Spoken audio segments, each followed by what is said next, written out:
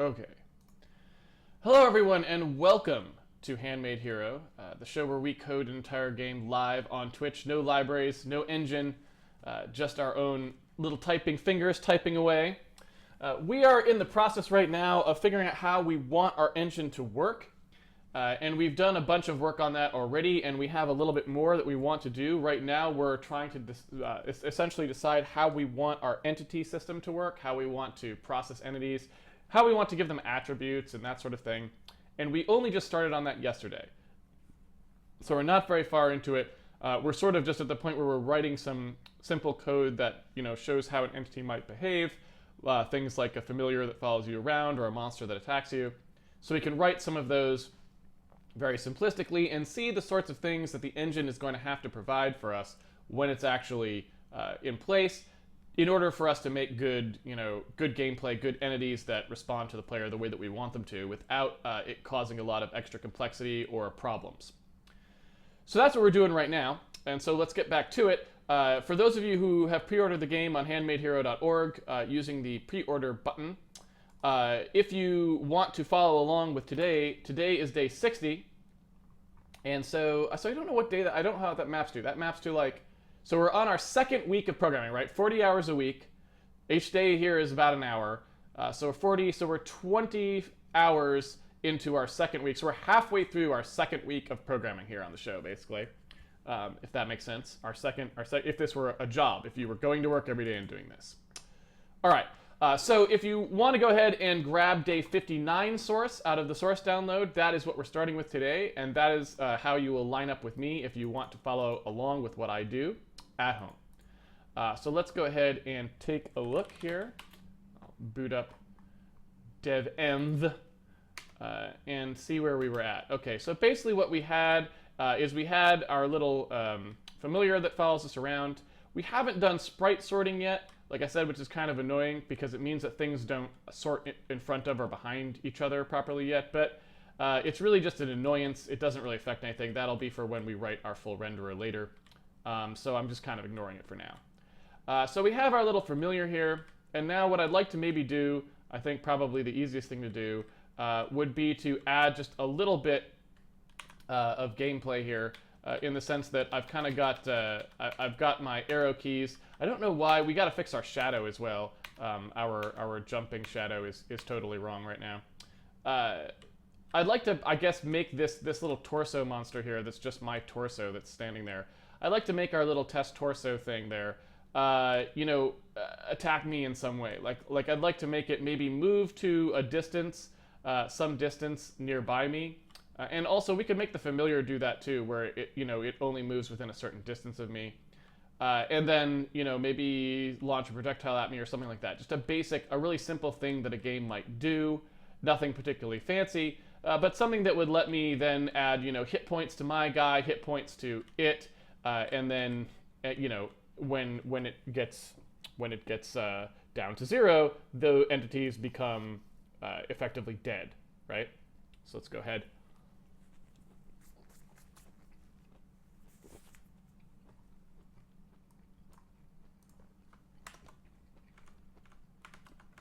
And do that. Sorry, I'm still eating my. I guess it's called a sumo mandarin or something like that. They're really good. They're like some kind of they're called sumo mandarins because they have like a little top knot like a sumo does, and they're pretty tasty. Citrus fruit. Tastes kind of like a tangerine, I guess. All right. So. We already had our add monstar to add a monstar, and what we need to do here is start to think about what the monstar is actually going to do. We had an update familiar call, right? And now we also want to have an update monstar call, which I believe, are we actually calling it? Yes, we are. So we're already calling the update monstar. Oh, you know what I should do first, though? Let's fix our jump shadow, because that was kind of a mistake. Let's go ahead and make that work properly. So entity visible piece records how we want to draw a piece of something. We kind of had our push piece call that did that. And part of the problem with that is that the offset Z, I guess, of the guy. So I'm trying to think of why we had this happen exactly. Let's go ahead and see. So this was the problem right here. So really, high entity Z should not have been merged in there because the shadows need to stay on the ground there. So entity Z should not actually be added here. That was a mistake. So really, I guess what we want to do is add some kind of a I don't know exactly how we want to do it, but we want to be able to add like a coefficient in here, maybe that says whether it would be at the Z or not. It's kind of cheesy. I'm not sure. Again, this is not particularly good what we're doing here. I haven't thought through exactly how we want to handle it. But so if we have the entity Z as like a coefficient, I guess, so that basically you've got the ground point and then you've got that height above the ground point, I could just introduce an entity Z coefficient here, which basically multiplies it, right? Which allows me to keep the shadows on the floor. Again, not particularly great, but you know, what can you do? So if we go ahead and add that into our push piece call here, so normally push piece, the entity CZ would be 1.0, right? So that we are at wherever the entity actually is in Z. But then we could also have, I suppose I could also do it this way for now, where we just take it as a default parameter, like so. And then, so when we do a push piece on a shadow, we can just set that to 0. So every time we do shadow alpha, we just set that to 0, like so. We could also have a separate call for doing shadows. Again, don't love it. It's kind of experiment. I don't love the way it's working out, so we may decide that that's just not how that's going to work. In the end, what did I do here? Oh, it's ZC. Whoops. There we go. DZC. And so that should keep our shadow back on the ground, I believe. When we jump, yes, it does. So that's all good. And similarly, one thing about that is the shadow alpha, I suppose, on our floating head should probably be a little bit less, right? So if I go in here, because the head is floating above the ground, someone asked me during the stream to make the bob height so it kind of, I don't know if you can see that, it kind of bobs up and down, the head does. The shadow should probably be responding to that bob as well. So we might want to do something like do bob sign, so that we grab whatever that bob amount is that we were using, right? We would do that here. And then use that bob to modulate the shadow as well. Modulation is just a fancy word for multiply. Basically, this bob sign is going between 0 and 1, right? I'm sorry, -1 and 1, which is the sign. And then we've got our shadow alpha. So what I'd like to do is I'd like to essentially blend between two shadow alpha values as you bob up and down, right? So what I want to do is sort of say, all right, shadow alpha, which comes in here, I would like to say that the shadow alpha itself, we're going to start at about, let's say, half of what, because we're just, that's how far we float, right? We're going to start at about half the shadow alpha. And then what I want to do is I want to go like down and up in that range. So I basically want to take my sign, which is going between -1 and 1, and multiply it by some number that will like kind of move that range a bit. Like let's say it moves up and down by like 2, right, in either direction. So the shadow will get very light when it goes down. And I think we also, because we're moving it up is positive and down is negative, but that's the opposite of what we want to do to our shadow values. So we actually want to flip the sense of it. When it gets lower, we want to get brighter. So the alpha should go up, if that makes sense. Brighter is probably the wrong term there, but you know what I mean. We want to get more more of it blended in. So now he's like, oh no, I was wrong. What did I do wrong there? Because it's going the wrong way. You can see it's getting lighter when he goes down. So when the sign gets negative, he should be going down, yes? So if I have my shadow alpha and he gets lower, the sign should be negative at that point. And so I should want to add to the shadow alpha, should I not? What am I missing about that? I'm not sure. Did I not recompile it? Weird. Let's think that through. So we take the sign, and the sign comes back between -1 and 1. We are pushing the piece. Oh, wait, no. We're pushing the piece on here. We push, whatever the 10 meters to pixels is, right, to move it up and down like so. And is there anything special that I should know about push piece? So push piece uses the offset directly, like so. Oh, you know what? Is push piece, this is a little bit janky. Push piece is probably in pixel space, isn't it? Yeah. That's really ugly. So I guess I don't care too much about this right now because since we're not really doing rendering, but that's really ugly. So really it's in pixels, which of course are going down on in our screen direction here. So that's why this becomes a positive. That's really kind of ugly, and definitely not something we want to keep. But like I said, this code is just for testing purposes, and when we do the full renderer, we'll be going through that, which will be very different. So yeah, but I just wanted to kind of throw that in there just so our head kind of had its shadow respond properly, just so we could see. All right, so everyone's working properly with that now, and that's all good.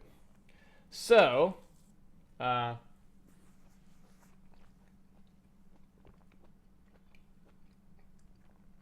guess while I'm at it here, let's go ahead and make the familiar stop a little further away from us. Because right now he tries to get as close as possible, which doesn't seem very good. So maybe I'll say, I don't know, the closest hero distance squared. Maybe we'll try to stop, about a meter away or something, right? That seems reasonable. I'll put a square around that just so people can see that it's supposed to be squared, even though 1 squared is still just 1. So I'm not sure. Wait, is that right? Closest hero dot high and closest hero squared is greater than 1.0, right? That should stop him. I feel like that should have stopped him further away. Of course, he still has momentum, I suppose, but even so, that should have stopped him a little further away, which I'm not sure why it did not. Let's increase it to something higher just to see, because it should stop, and I'm not sure if we've got a bug there. So that seems, is that really 3 meters in our world length?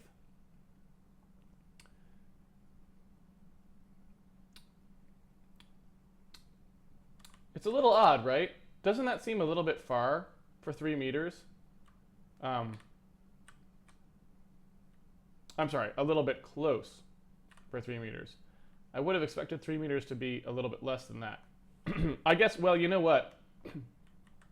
Our guy still is huge. We never scaled our guy back down.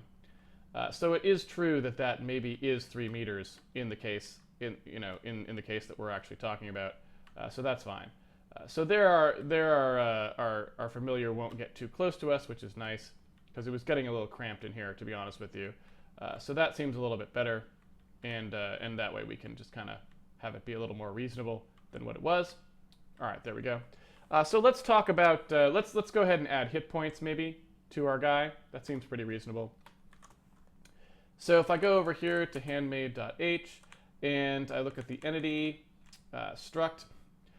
So again, the way we've been doing things so far, and this is again designed to sort of get us into the position where we can do something a little more sensible, is we just dump everything into low entity. So anytime that we want to do something, we just put it directly into low entity. And then what I hope will happen is a nice pattern of usage will emerge in the code where we can see how we want to start breaking that up into something else, right? Into something that's not all just every single variable is in one giant struct, because that won't be very efficient for storage, right?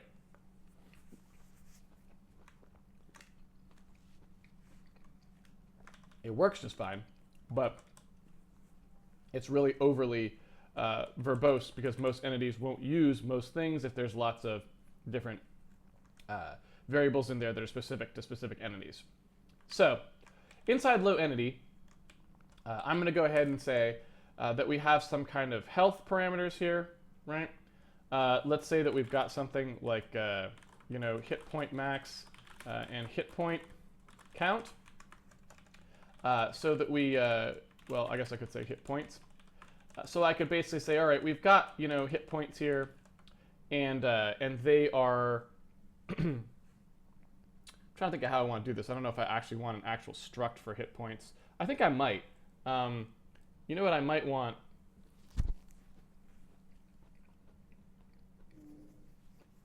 I might want something more like this, right? Where each hit point actually has an actual, you know, it has some state associated with it, potentially, if that makes sense. So we'd have a hit point max, and then we'd have some kind of a hit point storage array, and the hit point storage array would kind of be, you know, would be attached to that. Now, one interesting thing about that is I wonder if hit points themselves should be entities. That's kind of a different, I'll put a to-do there so we can think about that. Should hit points themselves be entities, so that basically you just have a set of hit points that sort of attach to you, and then they go down? I don't know if I like that idea or not. Might be a little too general. But let's say we do this. And so we have hit points, and then you've got some hit points here, and however many hit points you can actually have. Let's say it's something like 8. I don't know, maybe 16 is better. And then our hit points, we actually have like whether or not it is filled, and maybe how much it is filled. So maybe it just got something like filled amount, you know, and flags or something like this. So that way, the reason I'm making a little struct for hit point is because I might, you know, I want to start thinking about stuff like, oh, what if, you know, you get a poisoned one, or there's a special that's on it where like, oh, it's fragile, so if it ever gets taken away, something magical happens. I don't know. Like there's things that could happen here with hit points, which is why I was also saying maybe they should be entities, because that way they can have like a crazy amount of combinatorial structure going on with them. This low entity structure is getting pretty large at this point, which is kind of dangerous, like I said. But what are you going to do? So what I'd like to do is say, let's draw those hit points then. And when you do add player, I assume when we did an add low entity, I can't remember, but I assume we always clear everything. We do. So that'll start out to 0. So when you add a player, we'll say that it has an entity hit point max of something. Let's say you start off with the canonical 3 hearts worth of damage, because you know that everyone always starts with 3 hearts, obviously. What else could it possibly be? And then I guess I want to do those hit points that you actually have. We'll set them to be all the way full. If we did the standard 4 possible segments in a heart, or, you know, I don't know whether half or 4 is good. But let's say that we go with 4 segments for now. Then what we could do is say the hit point 0 equals hit point 1 equals hit point 2, like so. And then I'll just say entity low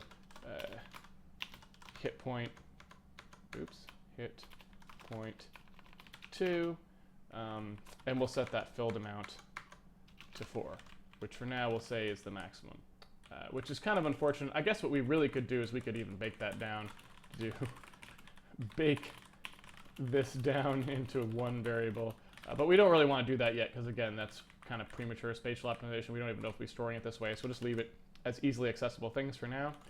And then I'll just make a pound define here for lack of anything better, but hit point or hit point fill max count max fill. I don't know, hit point. I want a pound define for this 4 basically. So I guess sub hit point sub count. We'll just call it that. It's not a good name. I can't think of a very good name off the bat. So that'll basically initialize those 3 hit points for us. And then what I could do is start to draw them, right? So I've got that compiling. So if I go down here and we do, we look for where we test for the hero, where we've got entity type hero. When I do this drawing, right, I could now sort of draw some little rectangles.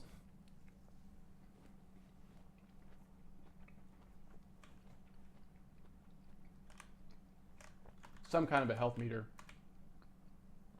in there. So I suppose with our entity visible piece, I could also do that where if loaded bitmap was 0, right, we could have a color value in here, right, RGB, and that color value, in fact, I could change the alpha as well to basically be in here. So we do it like that. So if I have the RGB in A and then I have the offset, I could then just have sort of like a width height to it as well. And that would allow me to do, I guess, well, I could call this half dimension, right? Or just dimension. So this is how big you want it to be. And then we divide it by 2 and we use it for rendering. So combined with the offset, that would give me everything that I need to just draw a rectangle there, right? So let me go ahead and recompile that and change these alphas to A's in the places where they were supposed to be, like so. And then what I can do is just do an if piece bitmap check here, and then that would allow me to draw rectangles with that same system where we're just kind of pushing it on there. So if I do this, go ahead and get that rectangle there. Assuming that I'm going to use the exact same, all this exact same stuff, I'll pull this out into an x and a y, like so. So this is our x coordinate for the rectangle. This is our y coordinate for the rectangle. X, y. There we go. And when I draw the rectangle, then I can just go ahead and do that. In fact, I could do is be a little even more aggressive and call this center, like that. There we go. Okay. And so that way, when I draw the bitmap, I'm just grabbing out the center x and the center y. But when I draw the rectangle, I can place, do the center minus 5 times that dim. So I'm half the dimension could get me to the one corner of the rectangle, and then I can add half the dim to get me to the other corner of the rectangle, right? And that seems pretty reasonable. Now, of course, I need to do a meters to pixels transform on that. In fact, I should probably do that here. So I do meters to pixels on the dimensions, and then we'll go ahead and use it there.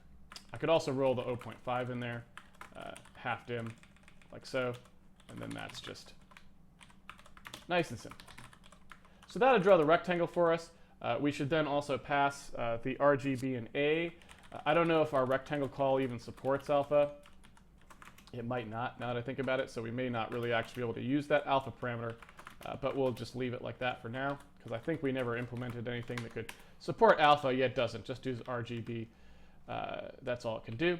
So assuming that we've got that set, let's go ahead and compile that. And now I should be able to draw some little rectangle markers that would just basically show us what the health status is of the hero at any given time. And so let's go ahead and put in something like that, because that seems like a good thing. We know we're gonna have to have health meters.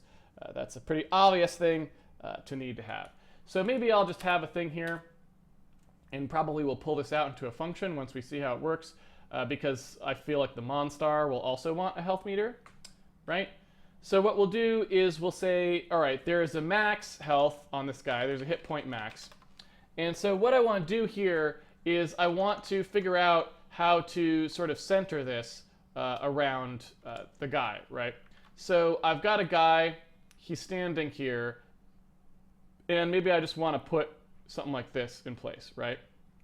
So what I want to do is I want to figure out a good way to parameterize how to place these things offset from the dude, okay? And when I think about how to do that, right, I kind of have to look at this as a kind of discrete placement problem. I have a center line here, right? The y is easy, right? The offset of them from this is easy. It's just a fixed amount below. So we just know we would just, we'd subtract some number, or in this case, add some number, because things are going the wrong way in this coordinate system as we just looked at. But anyway, so we'd move them down here. But then when we want to align them, it's going to depend on the max hit points, because we have two cases, right? In the even case, we have a center line, and we have an equal number of things on either side of the center line, right? And the spacing, it runs right, that center line, it runs right down the middle. So it would be 1.5 to get to here, and 1.5 to get to here, right?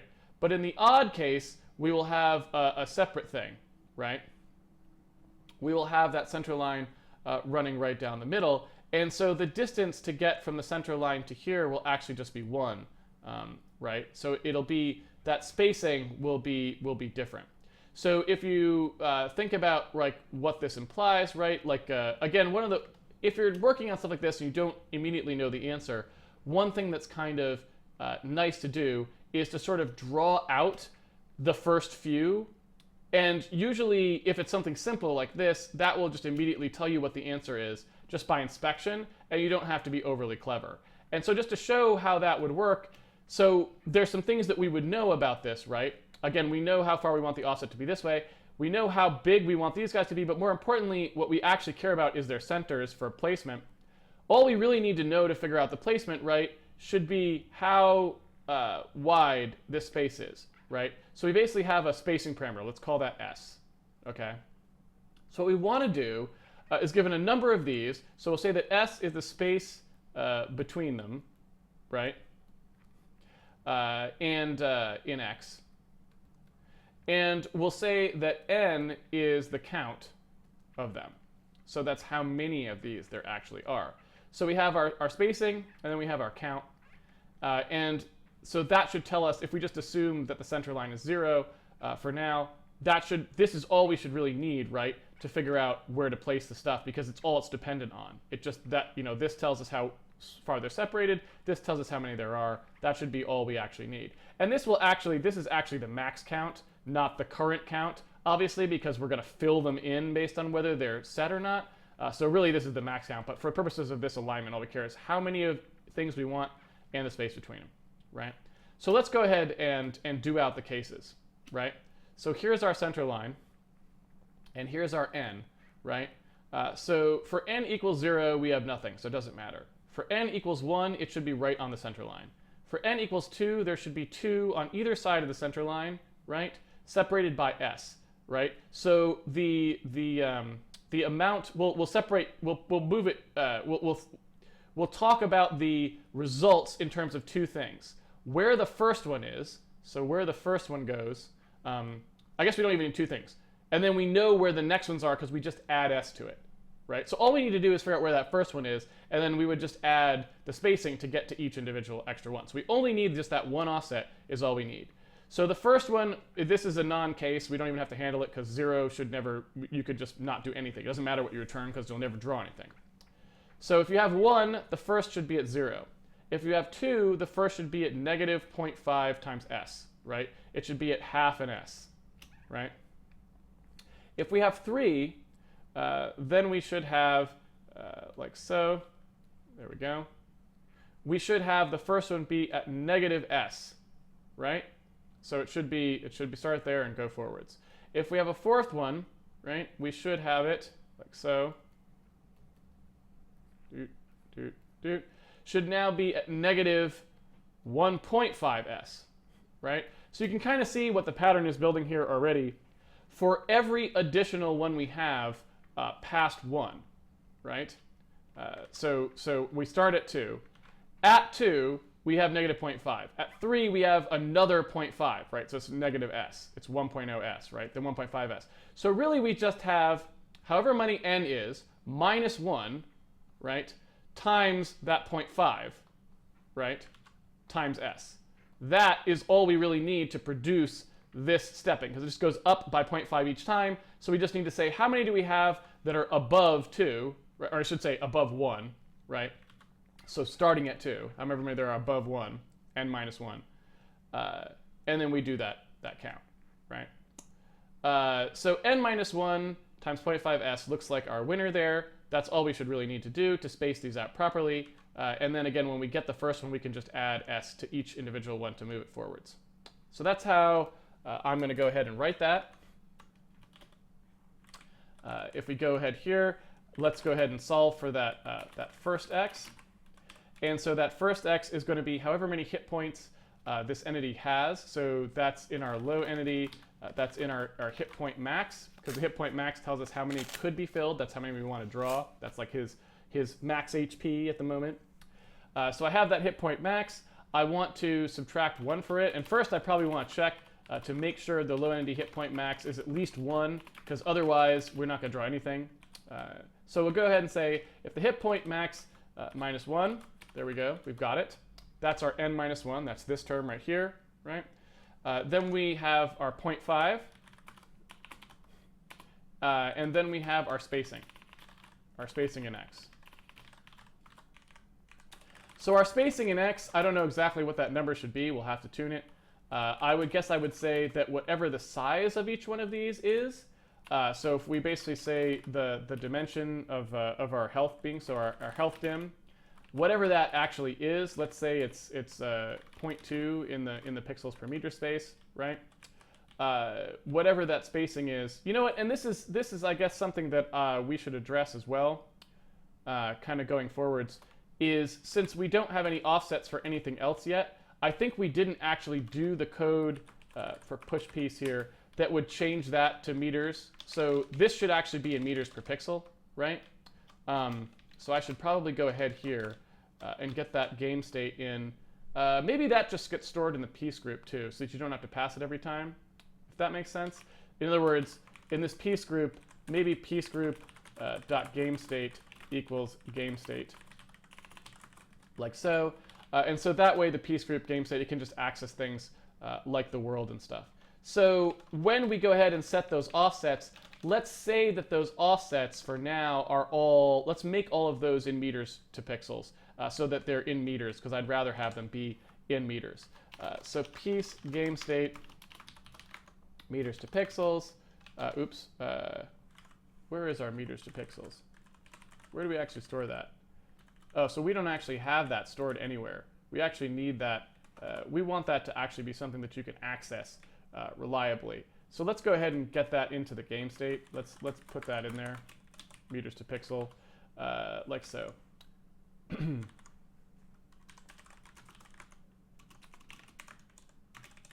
Okay. And that way we can do meters to pixels, and just anyone can grab it from anywhere which you want, because it's not really a very varying variable, so I don't really want people calculating it all over the place. All right, so we got our meters to pixels in there, and that'll be fine. This could technically be set somewhere else. In fact, what is this lower left? This is old stuff, isn't it? We don't actually use this anymore, so we can clean that up. That's just gone now.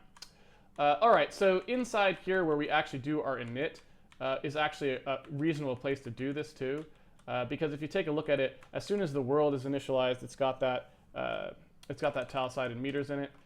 Really, those should probably be pulled out of the world as well at some level, because I don't know that they need to live necessarily in the world. We could also put meters to pixels in the world, but I don't know. These are the sorts of things that really just don't matter. It doesn't matter where those are stored. As long as people can get at them, they're fine. It's probably not worth overthinking. When we start to go clean up engine components, we may decide that there's an obvious right place for stuff like metrics, and then we would coalesce them at that point when it's important to do so. So anyway, if I go ahead and do this here, I got to actually add that to my group there.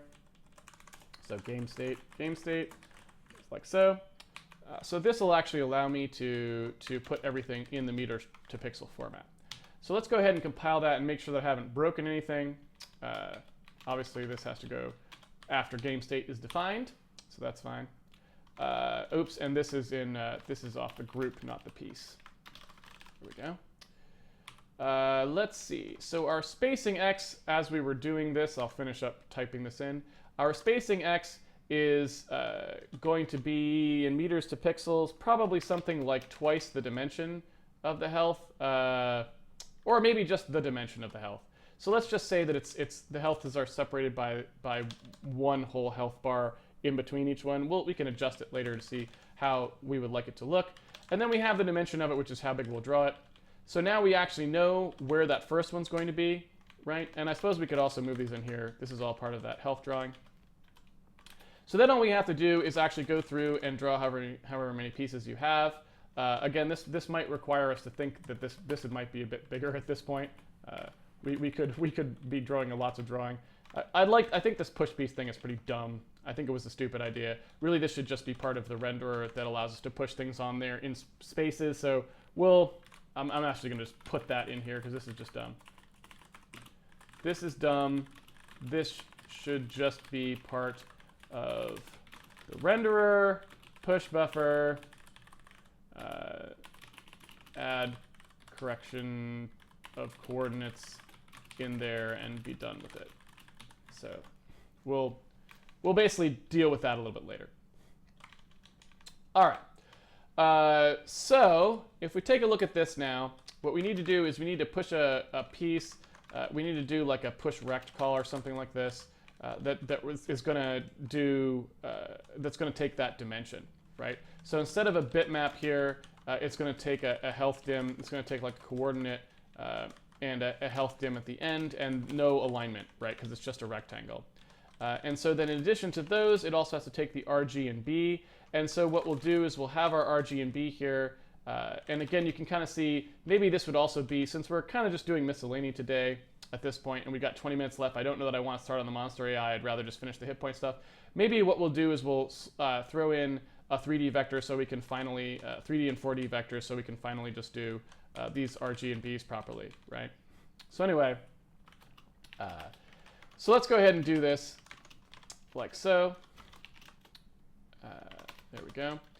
And our RG and B, and I'll pass an A as well, even though we don't actually support it, just because I would like to support it eventually, obviously, for our rectangles. So in here, what I want to do is say, all right, let's go ahead and loop over however many of these you've got, right? So we have a health index equals 0. The health index is less than that hit point max that we have. And for each one of those, we're going to grab out whatever the hit point actually was. So we've got this guy here. So we've got a hit point. And that's going to be equal to the low entity hit point plus whichever one we're on, right? And so we go through there, and now what we need to do is we can set the RG and B to, like, we'll just set it to bright red, right? If it's filled. But if the hit point, let's say filled amount is, we'll just say if it equals 0. For now, we won't represent it quite properly yet. We'll look at that in a second. If the hit point filled amount is 0, then it'll change to just a dark gray or something like this, right? And then what we need is we need to be able to, on our push piece, we actually need to be able to do the push rect call.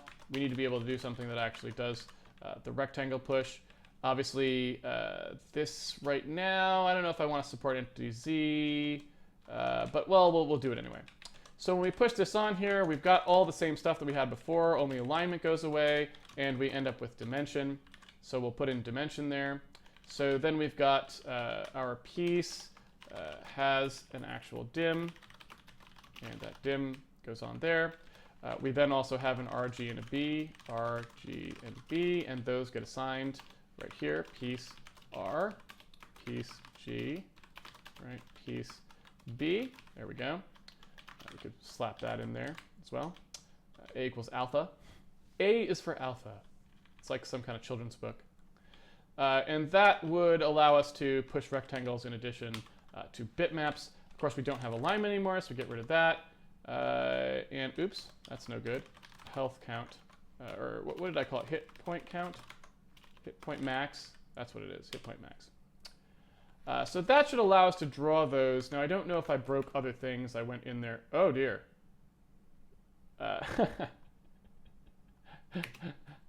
That's pretty funny. So, yeah, in case anyone was wondering, when you change to meters to pixels, anything that was not previously in meters to pixels, yeah, so this is way too much, obviously. Even so, because that was in pixels before, and like I said, I wanted everything to be in world units. I don't want things in pixels. So there's our head bob back again. Still probably a little bit too high. Let's look at that. That's more like what it was. And so now I got to finish up my health meter. So let's go ahead and do that. So what we need to do now is place it at the position that it actually should be in. And so what I'm going to do is I'm going to create something that's like first, or I guess I'll just do P. We'll just start with P, right? Or hit P. And that is going to be an offset from the player, it's going to be a fixed y, but it's going to be based on this first x. So we've got first x, and in fact, I could just bake first x right in there, like so. And then I could have however far off the bottom we want it to be in y, right? So it's going to be down a bit from where the guy should be, like so.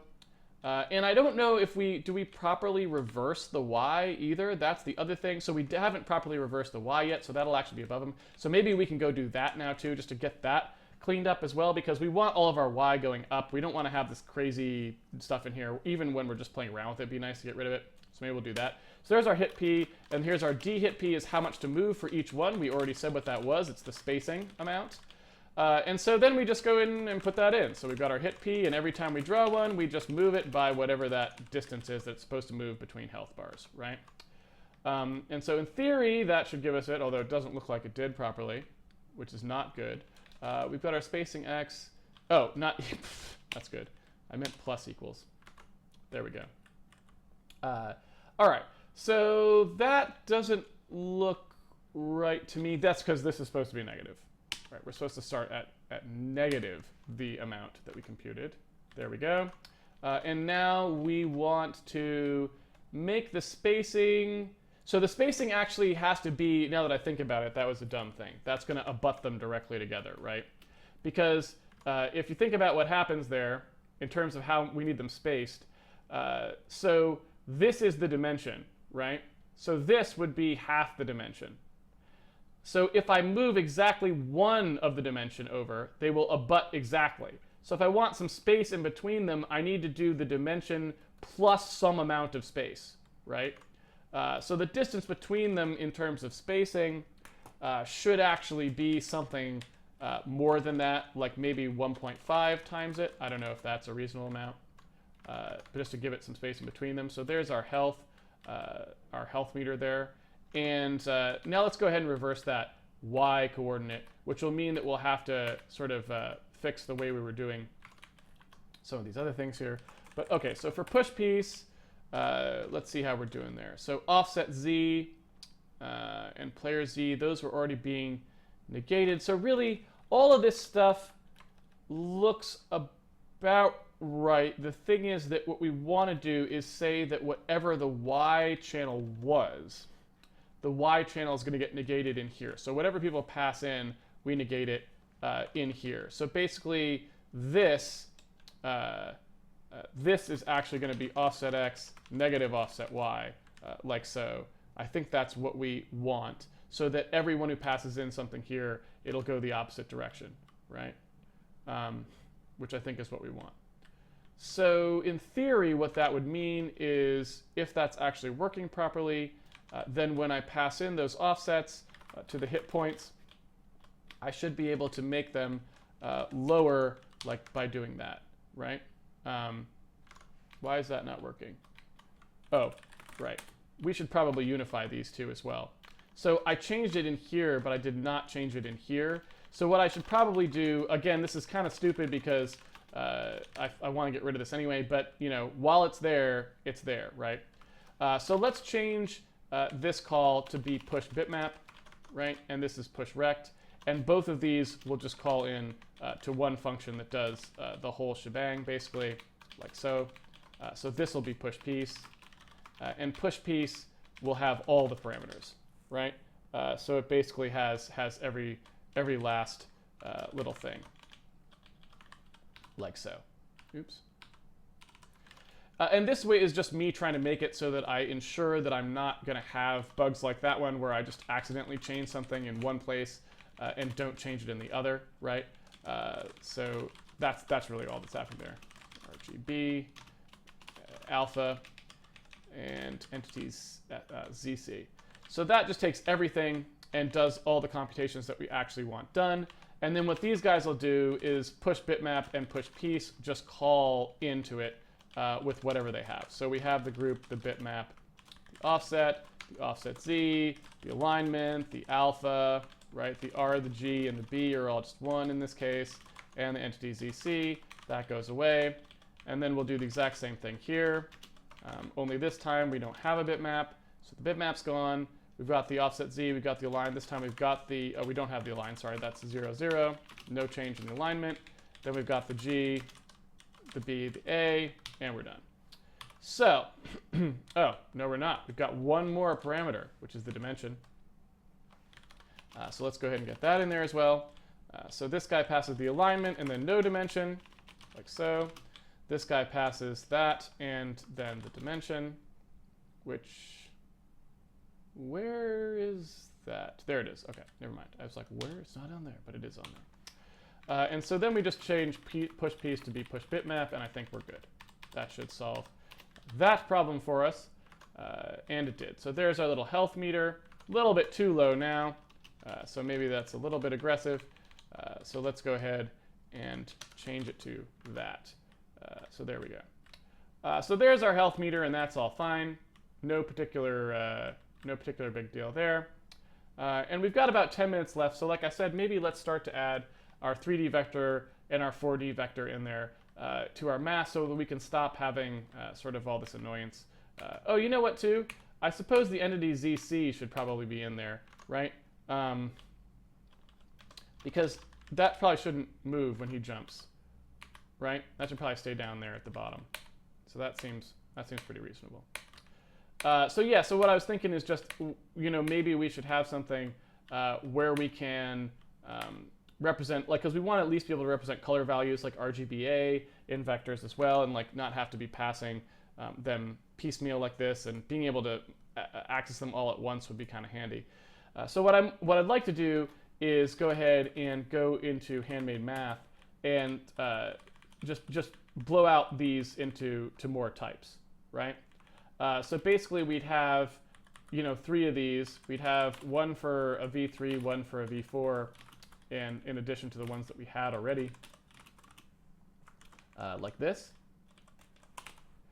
And it might also be nice to do it so that you could access these by other names, right?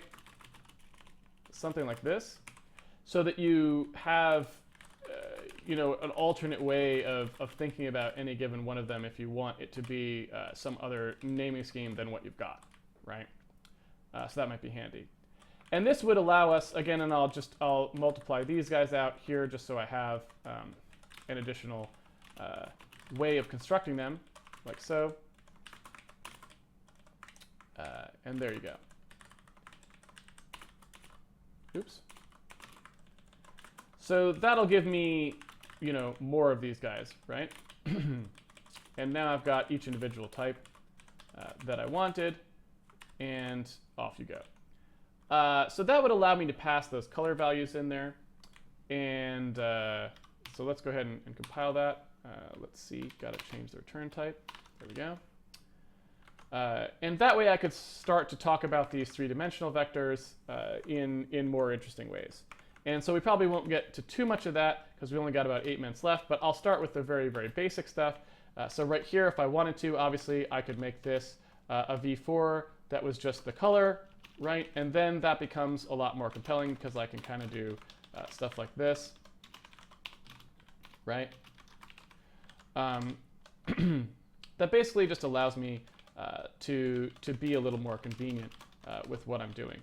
So I could just go ahead and do something like this, right? And then when I pass this along, I just pass it in as a color value, right? And that just again starts simplifying things, simplifying life a little bit. So there we go, V4 color, and then this is just color.r, color.g, color.b, color.a, right? And literally no change to the code, like what it's actually doing. It's just making it a little more semantically easier for me to deal with. And so up here I can do the same thing. I can pass that through the pipe down the push piece, just to clean up, get some of those out of there, make it a little more coherent. And then that's just going to be color G, color B, color A. And then this guy who takes them in a different way, he only takes an alpha, no big deal, right? He just packs them up, and it's the same thing for him, no big deal. And then this guy can just pass his color straight through, which is kind of nice. So again, no big deal there. Everything's relatively obvious what's happening. And then let's take a look and see. I can start to maybe clean up some other stuff that we were doing there. Let's see here. Let's see. So, well, no, I guess I won't do anything. I won't do anything there yet. So we could take, obviously, colors in there. I'm trying to think of where else. There was one place I definitely want to do it. I'm not sure if I want to do it right now, but we could do it in there, which was those diffs. Those diffs that come back, I don't know if you remember, but basically we had these diffs that come back as the dxy and the dz. The world difference could now just be a vector 3. It's just a straight up vector 3 that says what your difference is in the world. So maybe we'll just start with that. I only got 5 minutes left, but I don't know how hard that would be. Let's find out.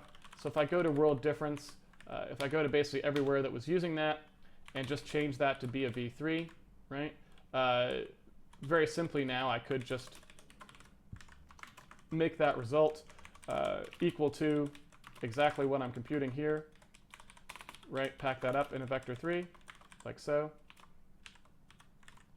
I guess then the chunk side in meters times dt tile xy. So that would literally just be, after we compute this, we could just multiply it by the chunk side in meters, and then add those offset differences.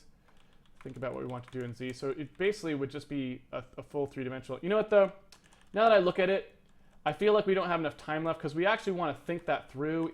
I don't know if I want to say think that through. I'd like to explain what we're doing there a little bit more.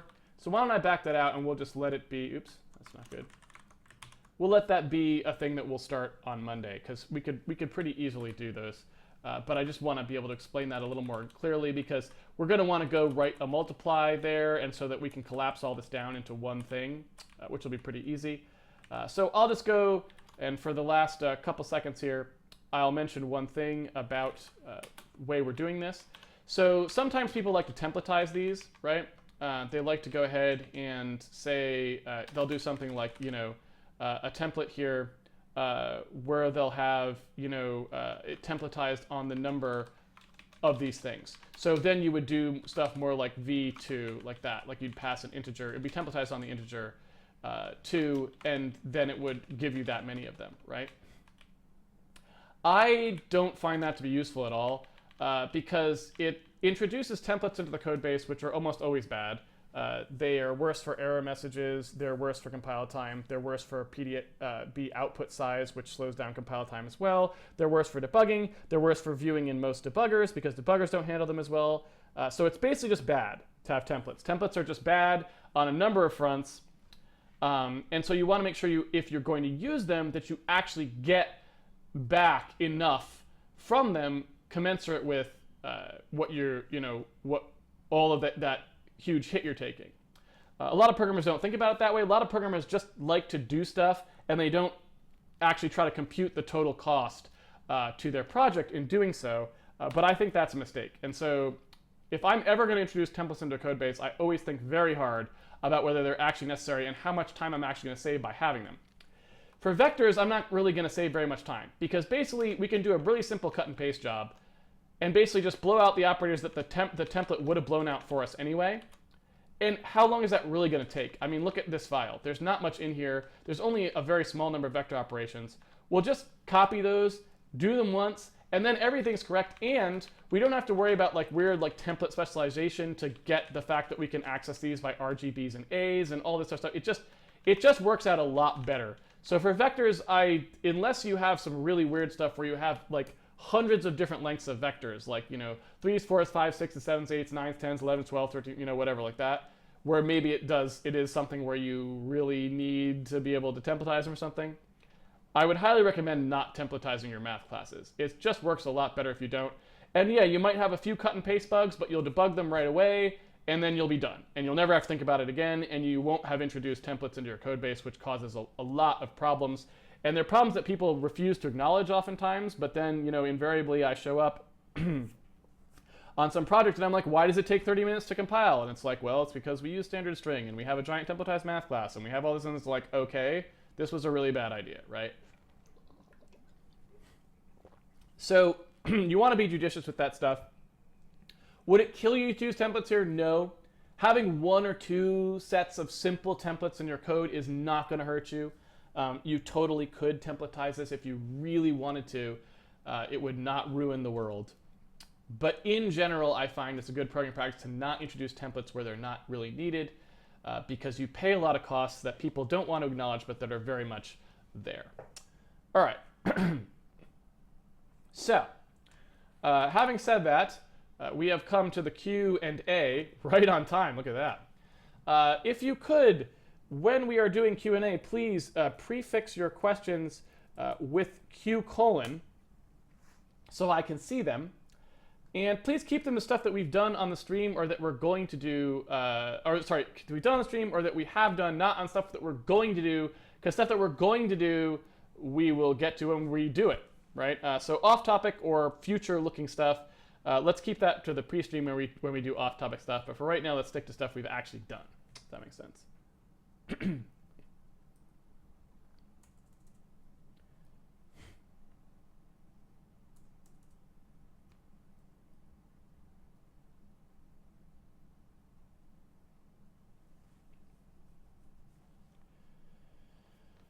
Let's take a look.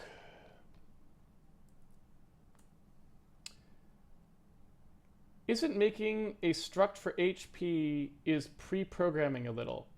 Well, not really, because, again, what I'm doing here is trying to figure out the stuff that I want the engine to handle. So in some sense, I have to pre-program in that sense. I have to add things that I need, right? That I think I'm going to need, because that's the whole point of this. I don't know if you remember, but I said when we first started what we were doing, what we're in the process of doing right now, back several hours ago, I guess it would have been 20 hours ago or something like that, 20, even 30 hours ago, I said you always write their usage code first. But the problem when you're starting off, when you have no engine and no game, is that you don't actually know what any of the usage cases are. And so that's where you do the experimental code stuff. And so that is exactly what we're doing now. And so we are pre-programming. Everything we've done in the past 30 hours is pre-programming, right? This is not the actual game code. This is not the actual game. But you don't have a choice. You have to do something first so that you can see how it shakes out. You iterate on it a bunch of times. You try to keep all of them quick. And then you can sort of see roughly what you need. So that's kind of the way that you have to do things when you're first bootstrapping, because you don't have the luxury of writing the usage code first, because you don't know what the usage code looks like, right? So this is the next best thing.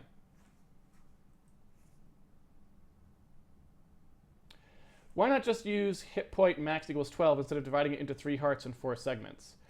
Because I feel like there's a concept of segmented heart that wants to be represented here. Like when something gets poisoned, you'd get poisoned the whole heart versus the individual pieces or something like that. I don't know. Like I said, it was just a whimsical thing. I was like, let's try it this way. So you could do it the other way as well if you intended to have each individual segment of a heart have its own set of properties.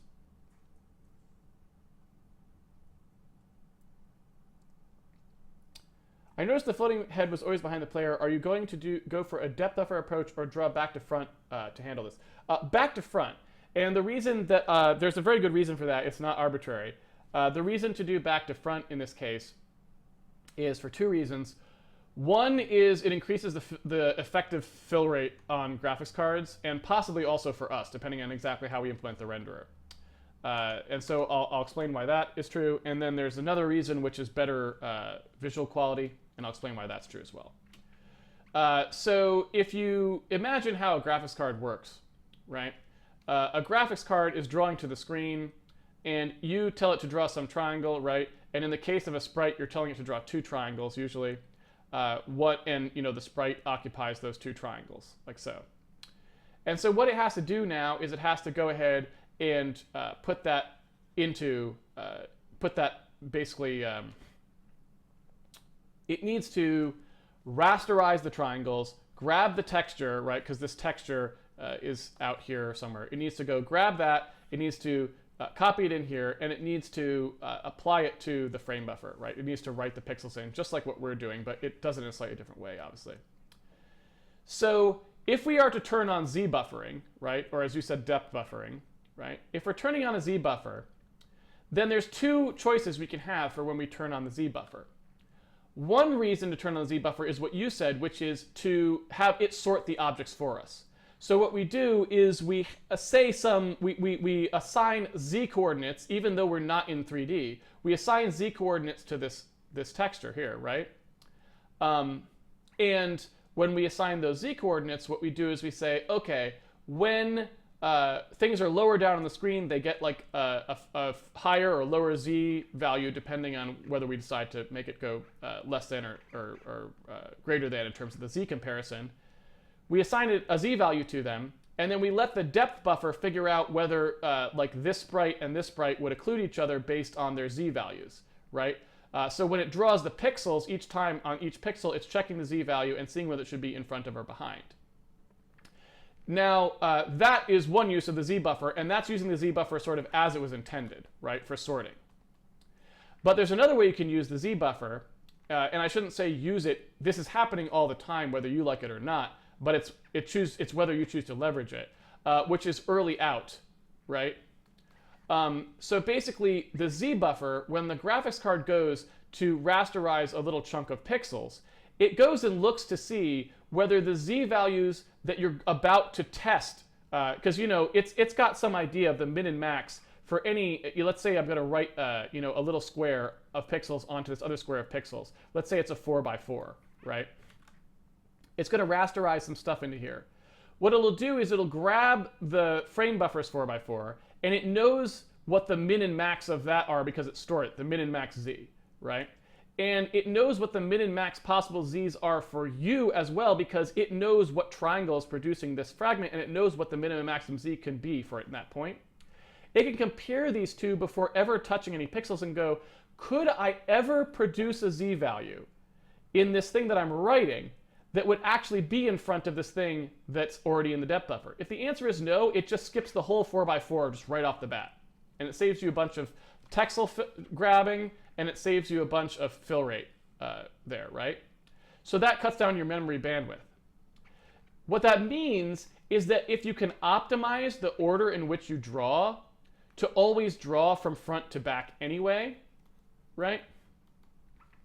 If we were always to draw from front to back, we could maximize the chances that things would just, if we have a giant sprite here that occluded everything, and then when we start drawing things behind it, it'll never actually even have to fetch the texture memory for the sprites that were behind there. So it becomes much more efficient if you can do this. So since we have just a bunch of sprites on the screen, there aren't that many of them, maybe there's 1,000 of them, we could sort 1,000 things pretty quickly. It's not like we have hundreds of thousands of or millions of triangles like a 3D game has where there's like lots of little facets. So if we can do that sorting, that would make it much faster because then we know we're always fully maximizing the potential for the card to early out, right? So we turn on the Z buffer, but we just won't use it for sorting. We'll use it for optimization. Okay, so the other reason to do this is for alpha compositing, right? So let's say that we basically have we have two things, right? And again, we want to draw them on top of each other. So you have to imagine these two things are on top of each other, right? We're drawing these on top of each other. Here's the top one, and here's the bottom one, right? So if I want to draw these two things on top of each other, what happens if one of them is translucent? So it's got like a part that's like only 50% opaque. And so it should be able to see this other guy underneath it, right? Well, if you use the depth buffer for sorting, then you have no idea which order these guys come in. So when you do your raster operation, when you're actually rendering the pixels, it may be that, like, let's say this was red and this was green, so it should be a green filtered red that comes in here, right? So maybe this is, let's say this is R and G. What's a good way to say this? Okay, here's a good way to say this. So this is white, right, under here. And this is a green filter, basically. So it's gonna take out the blue and the red channels, right? So let's say we render these, right? And we don't know which order they come in. So it may be that when we get to rasterize this top guy who's translucent, right? It may be case one is that we have white pixels underneath us, and case 2 is that we have black pixels underneath us, okay? We need to write one piece of rendering code that no matter which of these happens, right, in case 1, it produces the green filtered white, so it produces a green, right? And in case 2, it also produces a green eventually, so that when you go and draw this bottom guy later, right, because in this case, the bottom guy already got drawn. In this case, it didn't. When you go and draw the bottom guy, you now know that your depth tests failed, right? So you were behind it, but you're still going to draw because of something, and you need to be able to go say, oh, okay, what would this guy have done filter-wise, right? But now you're in trouble because you don't actually know that this guy was a filter. You're just looking at pixels, and so you're like, oh, they were black. Were they black because someone filled them? So you'd have to use the destination alpha channel, which is okay because obviously there is a destination alpha channel, to make that determination for you. And then you have to worry, okay, let's say we've got 3 things stacked on top of each other. What do you put in the destination alpha channel? Because maybe you got 3 of them stacked, and this guy came first, then this guy, then this guy. How do you make those blends work out? It just gets to be a nightmare. And in fact, I think it's an unsolvable problem. Like, you can't actually ever compute the right result. If you always draw in the same order, no matter which way it is, you can either do it with no extra storage, so you don't even need destination alpha at all, if you draw back to front, right? Because if you always know that you're drawing the back things first and the front things last, and you're going in that order, you can always just draw the pixels down, and then when you do your blend, you just grab the pixels that are there, blend them, and write them back. And that just always works. If you want to go front to back, it's a little bit harder. You need to use that destination alpha to store how much alpha is still available as you blend down, but it's still a totally rote operation. You just grab, look at the destination alpha, use that to do the blend, and then put it back. So if we do our front to back sort, we can do perfect alpha compositing and perfect early out, and we'd be crazy not to, right? So we never have to deal with any of this nonsense. 3D games have it real hard. They basically have to separate their things into translucent and non-translucent and sort the translucent ones and draw them in a separate pass. It's really bad. It's really bad. There are some methods for order-independent transparency, but none of them are perfect yet. They all have downsides.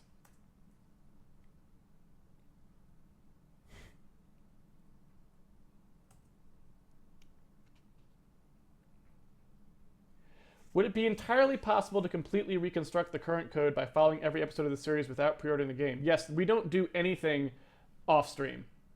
So every last line of code, there's a video of me typing it in.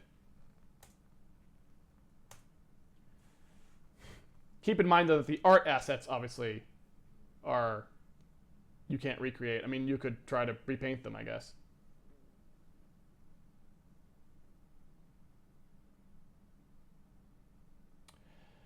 Do you think that I, as a totally new person to programming, will be able to follow along with the pace you are working at, doing rapid changes to the code without sometimes telling us why? I think I almost always try to say why. I just don't explain it in detail if it's something we've already kind of talked about.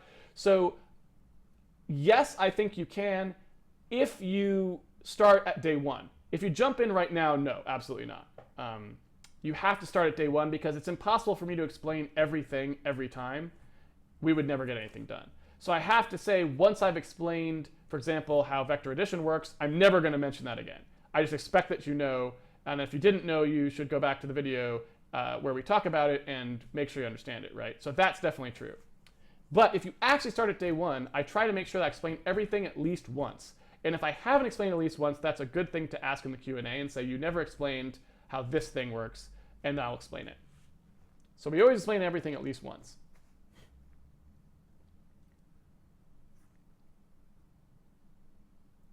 Is there ever going to be a moment of reflection at some point in the future where you provide a somewhat high-level overview of the engine components we've encountered so far, what they will provide, and why we need them? Yes, so that's exactly what we're doing right now, is trying to get to that moment of reflection, meaning we don't know what the engine components are or what we need from them until we've actually tried making something that does all the things we might want to do. And so that's exactly what we're doing right now. So at the end of this, which again I think will still be another couple weeks, because we only do an hour a day. So basically, like, we haven't even spent a full week on prototyping this code. So you have to imagine that's almost no time, right? Like only a week's worth of programming. Because we did about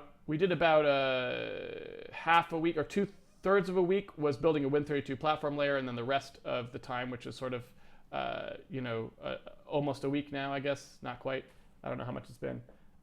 Is just doing this prototyping so we can see what our engine needs to do. That's just not that much time. So we need to give it a little more time so we can get all the pieces in place. And once we see what they all are, then we will definitely do that where we'll go, okay, let's see what we got, and let's think about how we want to design the engine to do all these things.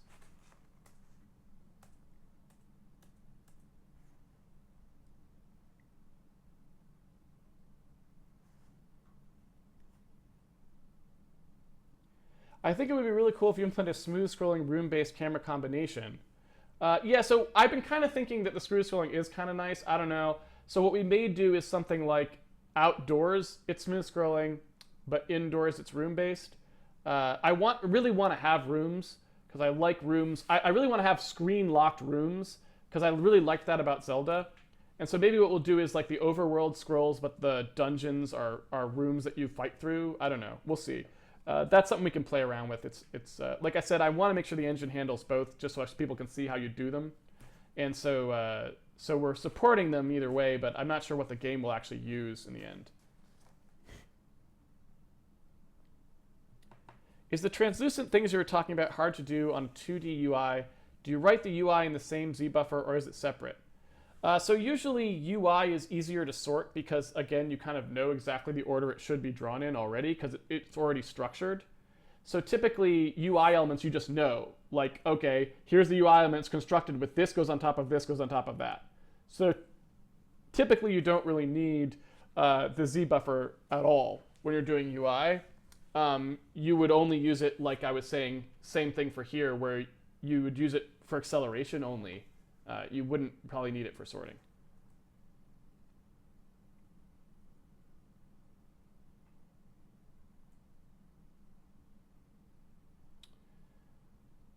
Let's see.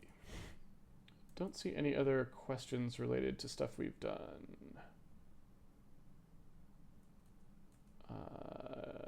So I think,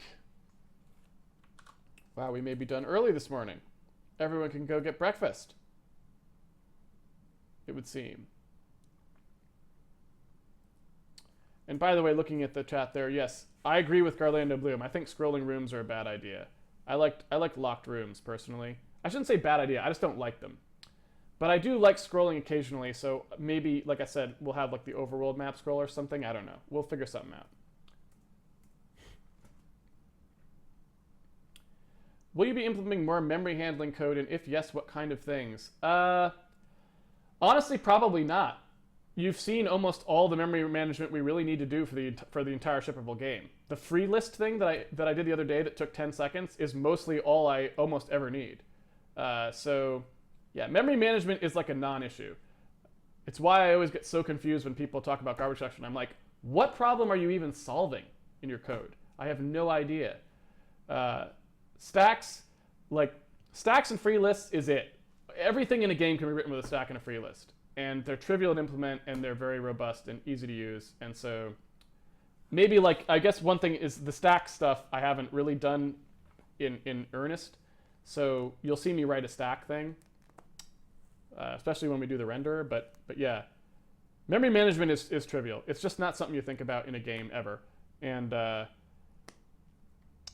yeah, I really just don't know why people program that way. It's something, and it's not like it's like only novice programmers program that way. Like I see, like you'll get, the Unreal Engine or something does, like 100,000 string allocations a frame or these sorts of things, right? I have no idea why they program that. I literally have none. And those are like professional high-end programmers.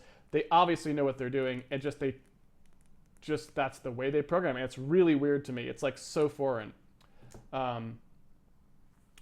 So obviously it's okay. I mean, you can be someone who has crazy memory management stuff going on every frame.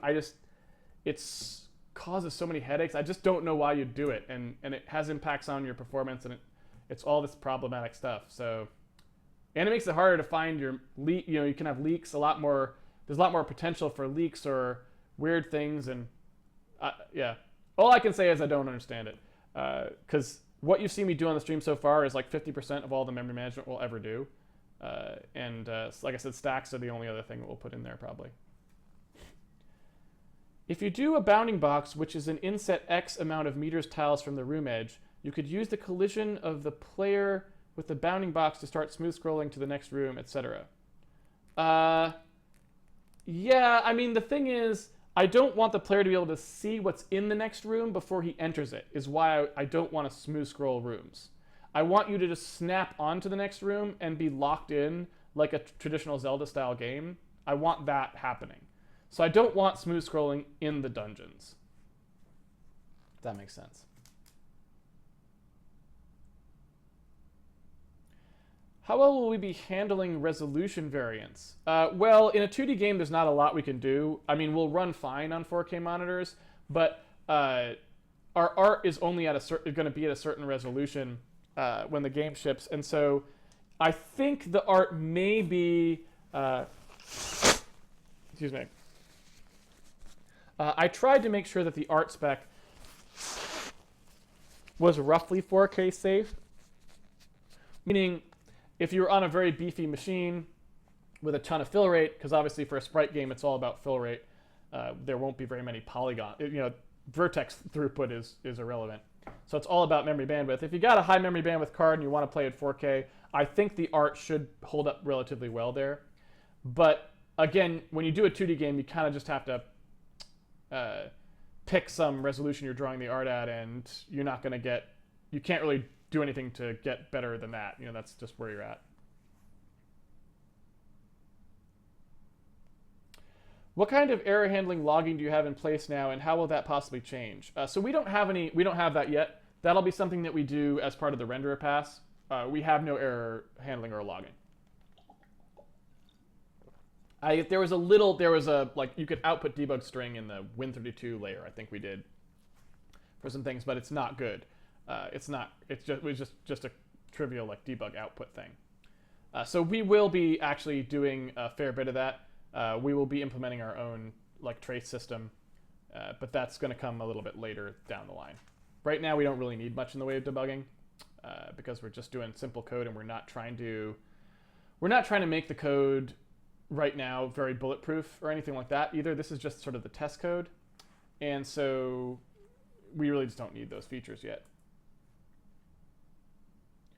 Why are strings such a problem for so many engines? I have no idea.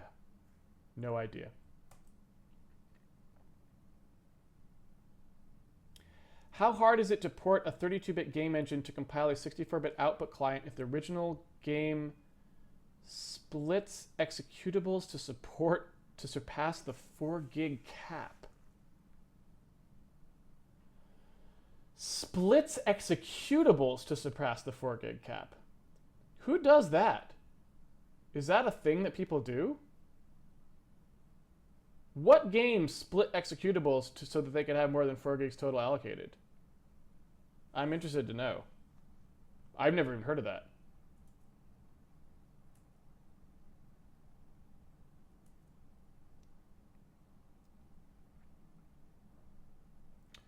Zelda had scrolling when you transition between rooms. Are you going to have something similar? No, I wanted it, like I said, Binding of Isaac style, where you come into a room, you just see that room instantly, and it's like you're locked in it.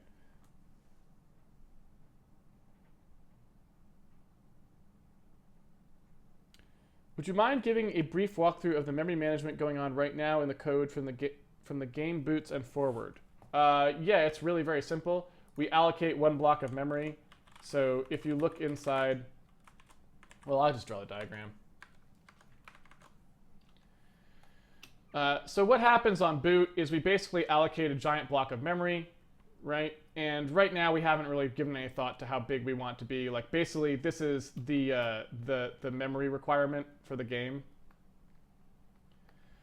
So if we say that the game requires 2 gigabytes to play, let's say, then this is going to be a 2 gigabyte block, and that's what the game will run in. Right? It's really going to be a little less than that. So if we say that the game is, 2 gigs to play, then it would be a 1.5 gigabyte block. We'd leave some room free, obviously. So however big that is, that's what happens. And then what happens is the game itself basically uses that memory, and it's going to partition it. Right now we have it split. There's a transient section and a permanent section. And I haven't really talked about what those are going to be for yet. So I'll leave out that discussion for now because that's coming later. For right now, we're dealing with this section only. The permanent section for the game, basically all it does is it sticks all the stuff that it needs into the permanent section. So, you know, the entities go in here or whatever, and the tile chunks, right? And basically there's just an arena which just pushes things on here. And right now, nothing ever gets freed at the moment, except for tile chunk occupancy. So basically, like, tile chunks can have an entity, like, can store like entities that are in them, and those can grow or shrink. And so sometimes you don't need as much space for a tile chunk. So we have one free list, which is like a free list for entity occupancy in a tile chunk, which just points into wherever the first free one is, and those are daisy chained together. So whenever you want to get a new one, you just grab it off of this free list. That's all we do. As we go forward, it will not get much more complicated than this.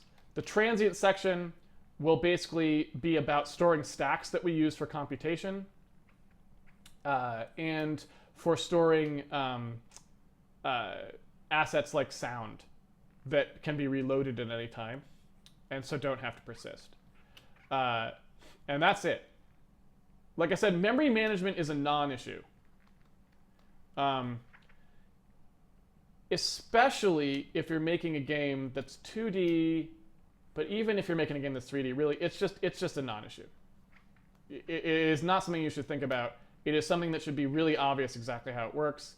And basically, free lists and stacks should get you everything you need, and that basically gets you essentially allocation lists, meaning there's no work done per allocation. There's like one if. There's like an if on a pointer to see if there's something in the free list. That's all you should need, like if and increment. That's your entire memory allocator.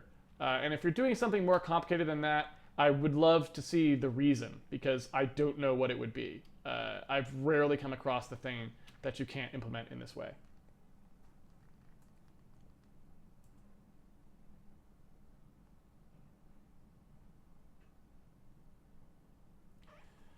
Why is it impossible to resize a raster image? And why does everything have to be rasterized for drawing? Why can't textures be vector-based? Well, textures can't be vector-based by definition, because they are, you know, a texture by definition is a stored set of pixels. But if you're asking why you can't have vector-based stuff, you can if you want to. The problem is it's slower. Right? I mean, that's the problem. If you want an equal amount of fidelity, the number of vector elements in there is very, very high. But you can rasterize those on the graphics card if you want to, using the stencil buffer and so on. The real problem, a lot of the problem with rasterization is the fill region definition.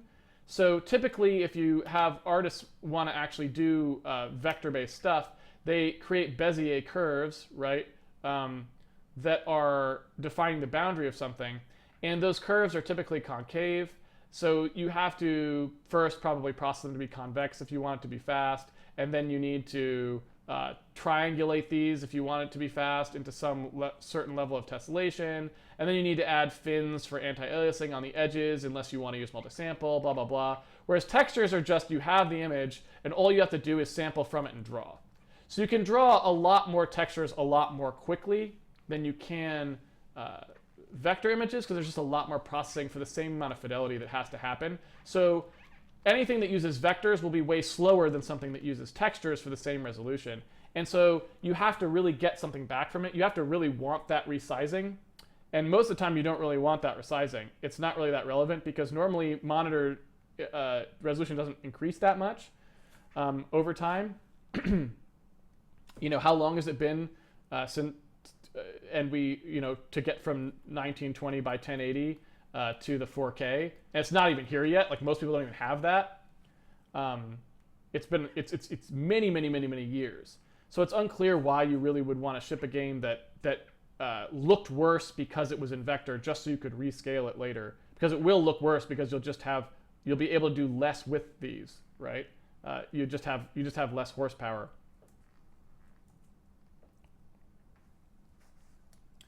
Couldn't we build Handmade CPP and Win32 Handmade CPP in separate threads? Is there a way to pipe the error messages in a sane way using the build.bat approach? Oh, so you just want to build, oh, okay. You want to like build and not wait for one build and then build the other thing? Because yeah, you could totally do that. I just don't know why we would. Our build time is, our turnaround time, we don't care how long it takes to build the Win32 one most of the time. We only, because we don't ever touch it. So we only really care how long it takes to build the first one. So I don't know that building it on multiple threads actually, it would, if anything, would hurt us because it would increase the disk bandwidth at the same time that we're trying to do the compile of the thing we actually care about. So I think we don't want to do that, would be my answer. But yeah, you probably could.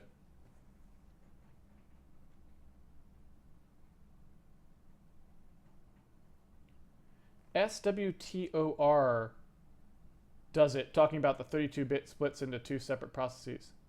SWTOR, Star Wars: The Old Republic. Ah, okay. So it splits up into two separate processes. Gosh, that's really odd. I have never heard of that technique. I mean, when you say it, I'm like, okay, I see how you would do that. You know, you're trying to basically have more memory, so you're sort of implementing your own address windowing extensions at that point. Doesn't sound like a very good idea to me. I think you just want to stream more intelligently, but maybe, I don't know, maybe they had a good reason. It doesn't sound like a good idea to me, but you know, I don't know. I've never tried that.